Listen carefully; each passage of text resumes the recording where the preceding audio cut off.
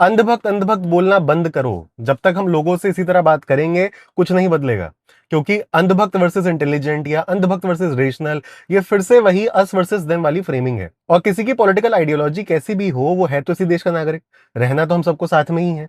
इसलिए दूसरे का मजाक उड़ाने के बजाय हमें कुछ बातों को समझना पड़ेगा। नेताओं के वादे झूठे साबित होने के बाद भी इकोनॉमी खराब हो, पेट्रोल महंगा हो, नौकरियां ना मिल रही हो, एजुकेशन और हेल्थ केयर तो बदहाल है, फिर भी कुछ लोग अपने लीडर को अनकंडीशनल सपोर्ट क्यों देते हैं?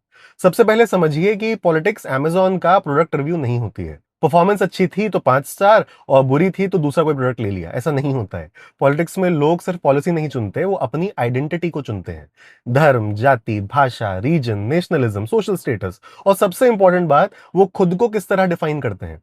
जब कोई लीडर सिर्फ पॉलिटिशियन ना होकर के बल्कि हमारे लोगों का, हमारे धर्म का या हमारे देश का सिंबल बन जाता है, तो उसका क्रिटिसिज्म पर्सनल अटैक लगने लगता है। उसके बाद दिमाग जज की तरह नहीं बल्कि वकील की तरह काम करता है। जो इन्फॉर्मेशन हमारे लीडर को सही बताए, उसे हम तुरंत मान लेते हैं, और जो हमारे बिलीव्स के अगेंस्ट जाती है, उसमें हम सोर्स, फॉरेन फंडिंग या कोई सिनिस्टर कॉन्स्पिरेसी सब कुछ ढूंढ लेते हैं। पॉलिटिकल साइकोलॉजी में इसे मोटिवेटेड रीजनिंग कहा जाता है। हम पहले कंक्लूजन चुनते हैं और उसके बाद उसे डिफेंड करने के लिए रीजनिंग का इस्तेमाल करते हैं। और ऐसा नहीं है कि यह काम सिर्फ कम पढ़े लिखे लोग करते हैं, बल्कि बिल्कुल उल्टा है। जिनकी रीजनिंग एबिलिटी अच्छी होती है, वो इसका ज्यादा इस्तेमाल करते हैं, और वो भी सच खोजने के लिए नहीं बल्कि अपने एग्जिस्टिंग बिलीव्स को क्लेवरली डिफेंड करने के लिए।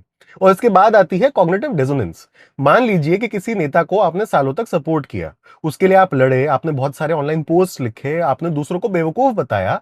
अब लीडर को गलत मानना सिर्फ ओपिनियन बदलना नहीं होगा। इसका मतलब यह होगा कि शायद मैं हमेशा से गलत था, शायद मुझे मैनिपुलेट किया गया था, शायद जिन पर मैं हंसा वो सही थे। और ये सब कुछ बहुत ज्यादा अनकंफर्टेबल है। इसलिए लीडर को रिजेक्ट करने की जगह आप हर नई फेलियर की एक नई एक्सप्लेनेशन ही बना लेते हो। वादा पूरा नहीं हुआ तो पिछली सरकार की गलती थी, इकोनॉमी खराब है, अरे पूरी दुनिया की खराब है। लेकिन यहां खतरा है, जब लीडर के हर फेलियर के लिए हमारा एक्सक्यूज तैयार हो, तब हम देश की इज्जत नहीं बचा रहे होते, हम देश की कमजोरियों को प्रोटेक्ट करने की कोशिश कर रहे होते हैं। इसलिए किसी को अनभक्त बोलना आपको मोमेंटरी सेटिस्फैक्शन दे सकता है, पर वो दूसरे की सोच नहीं बदलता। जब किसी को फेक न्यूज में बिलीव करता देखता हूं, तो मैं सच बताऊं तो मेरे अंदर से भी यही निकलता है कि यार तुम इतने बेवकूफ कैसे हो सकते हो। लेकिन ये गलत है। पॉलिटिकल डिसएग्रीमेंट में पहला सवाल यह होना चाहिए, यही काम अगर अपोजिशन करता तो क्या तब भी तुम उसे डिफेंड करते? क्या हम सभी लीडर्स को एक ही स्टैंडर्ड पर जज कर रहे हैं? क्योंकि इंसानी दिमाग अपनी आइडेंटिटी और सो कॉल्ड इज्जत को बचाने के लिए फैक्ट्स को बेंड कर देता है। और ये टेंडेंसी सिर्फ उनमें नहीं, हम में भी है। साइंटिफिक टेम्परामेंट की असली परीक्षा तब नहीं होती जब हम दूसरी साइड का कोई प्रोपेगेंडा पकड़ लेते हैं।